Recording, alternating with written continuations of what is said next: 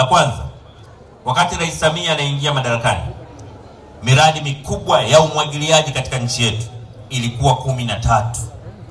Leo tunavyoongea, miradi mikubwa ya umwagiliaji katika nchi yetu iko 780. Rais Samia wakati anaingia madarakani, kiwango cha ruzuku ya mbolea iliyokuwa inatolewa kwa wananchi wetu ni kiasi cha tani 303,063. Lakini leo mbolea inayotolewa kama ruzuku kwa wananchi wetu ni tani 800,048. Lakini vile vile maafisa wetu wa ugani nchi nzima wamepata vitendea kazi, wamepata vifaa, wamepata uwezeshaji na wamepata mafunzo ili kuwahudumia wakulima wetu. Lakini yote yaliyofanyika yamefanya uzalishaji wa chakula katika nchi yetu. Katika miaka 4 wakati Rais Samia anaingia madarakani, chakula kilichokuwa kinazalishwa nchi nzima ilikuwa jumla ya tani milioni 17. Leo chakula kinachozalishwa nchi nzima ni tani milioni 22. Tani milioni 22.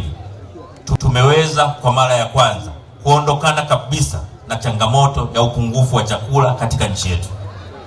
Na baba wa taifa Mwalimu Nyerere alisema hakuna jambo linamdhalilisha mtu kama kwenda kuomba chakula katika nchi ya kigeni, kama msaada wa chakula kutoka nchi ya kigeni. Kwa hiyo tunapata heshima kubwa kwa kazi hii iliyofanyika. CCM oyee!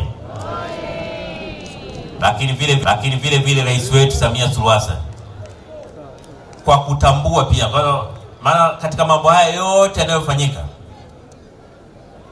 Rais Samia kama mama, kama mama, eneo linamgusa ni eneo la afya. Eneo linamgusa kuliko yote ni eneo la, kwa sababu anajua hapa ndio kuna changamoto ya watoto na kina mama wajawazito na kina mama wajawazito. Kwa hiyo nguvu kubwa pia alipeleka kwenye sekta ya afya. Na katika miaka 4.5 Rais Samia Suluhu Hassan amewezesha kujengwa hospitali mpya za wilaya 119. Lakini pia katika miaka 4.5 amewezesha kujengwa vituo vipya vya afya 647. Lakini katika miaka 4.5 amewezesha kujengwa kwa zahanati mpya 2894. Haya ni mambo ambayo hayajapata kutokea.